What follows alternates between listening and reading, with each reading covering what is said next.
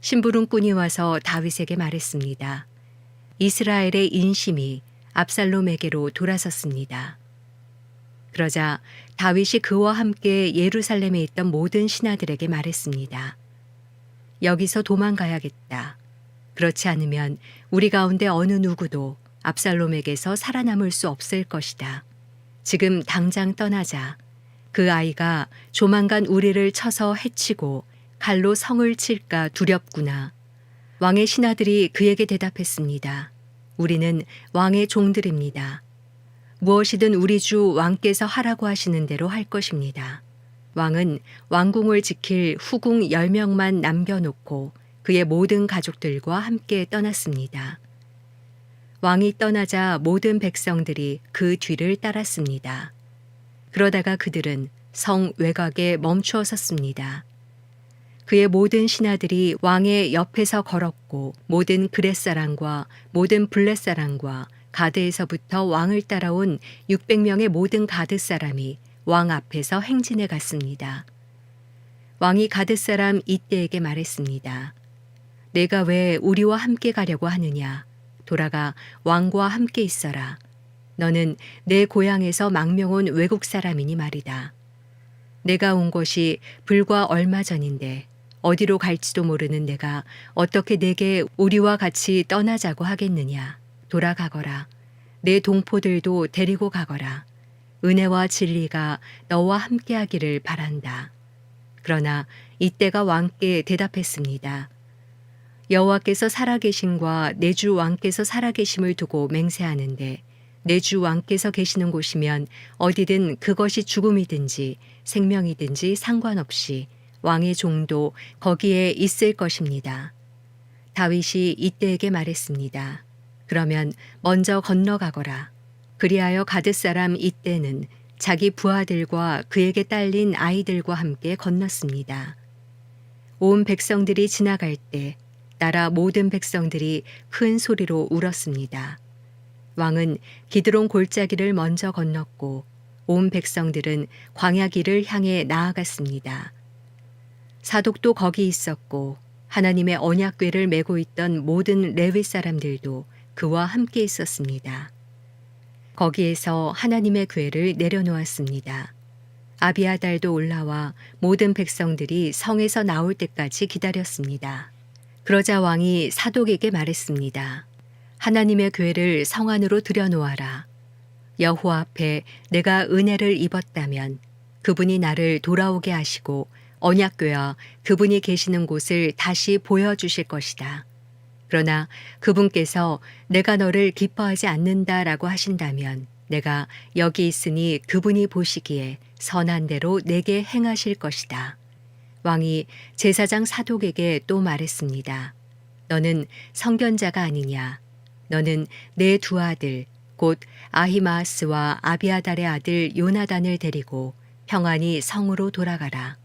나는 내가 소식을 전해올 때까지 광야의 나루터에서 기다리고 있겠다. 그리하여 사독과 아비아달은 하나님의 궤를 메고 예루살렘으로 돌아가 그곳에 있었습니다. 그러나 다윗은 계속 올리브산으로 올라갔습니다. 그는 머리를 가리고 발에 아무것도 신지 않은 채 계속 울면서 갔습니다.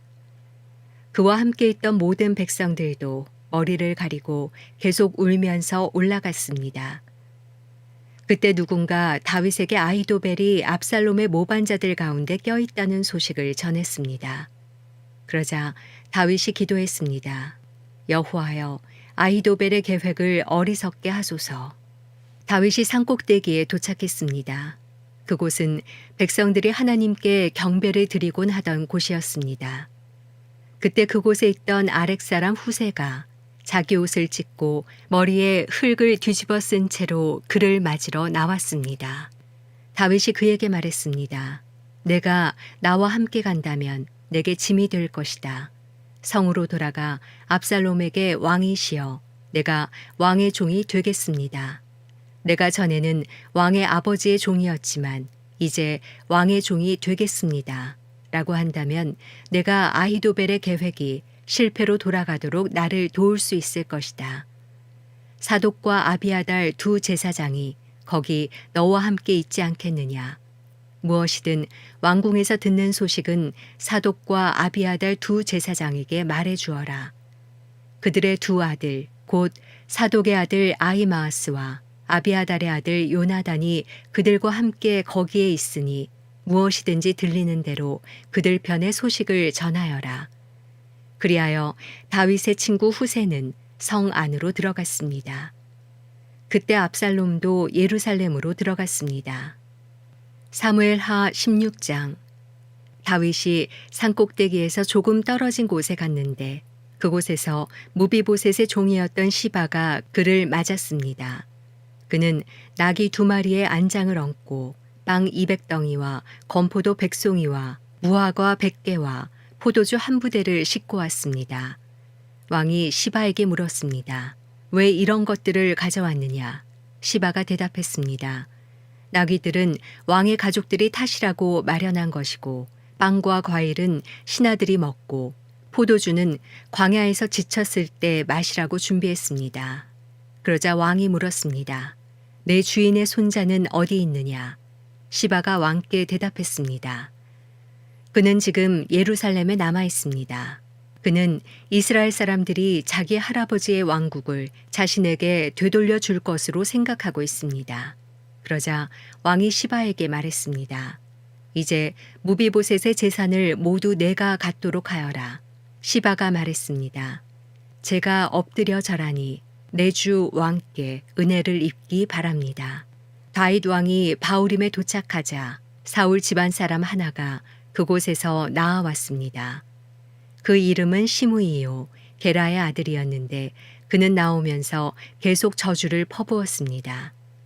그는 다윗의 좌우로 모든 군대와 호위병들이 있음에도 불구하고 다윗과 왕의 모든 신하들에게 돌을 던졌습니다. 시므이는 저주하며 이렇게 말했습니다. 떠나가거라. 이 피비린내 나는 살인자야. 이 악당아. 여호와께서 내가 사울의 집안에 흘린 피를 모두 내게 갚아주시는 것이다. 내가 그의 자리를 차지했지만 여호와께서 이 나라를 내 아들 압살롬의 손에 넘겨주셨다. 내가 피를 흘린 사람이기에 내 악 때문에 스스로 재앙을 받는 것이다. 그러자 수르야의 아들 아비새가 왕께 말했습니다. 어떻게 이 죽은 개와 같은 녀석이 내 주 왕을 저주하는 것입니까? 제가 가서 그 목을 치겠습니다. 그러자 왕이 말했습니다. 수르야의 아들들아, 내가 너희와 무슨 상관이 있다고 그러느냐? 여호와께서 그에게 다윗을 저주하여라 라고 하신 것이라면 어느 누가 왜 내가 이렇게 하느냐 하고 물을 수 있겠느냐. 그러고 나서 다윗이 아비새와 자기 모든 신하들에게 말했습니다.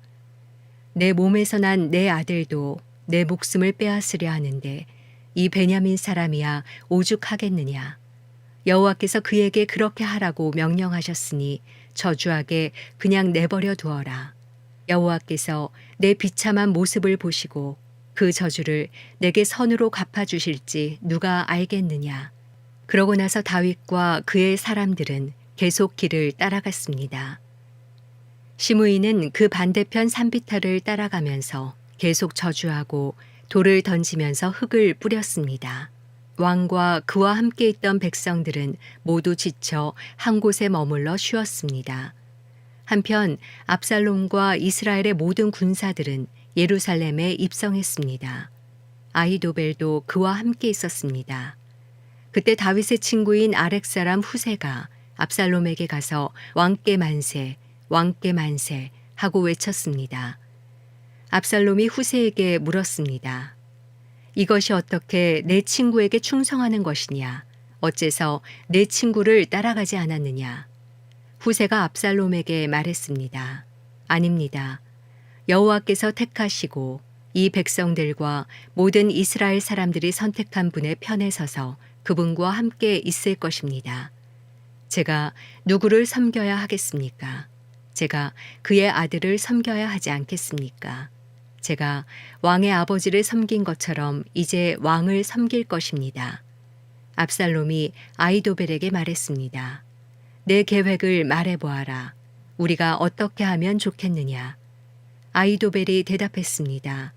왕의 아버지가 왕궁을 돌보라고 두고 가신 후궁들과 동침하십시오. 그러면 온 이스라엘은 왕이 스스로 아버지의 노여움을 샀음을 듣게 될 것이고, 그러면 왕과 함께한 모든 사람들이 힘을 얻을 것입니다. 그러자 그들은 압살롬을 위해 지붕에 천막을 쳤고, 그는 온 이스라엘이 보는 앞에서 아버지의 후궁들과 동침했습니다.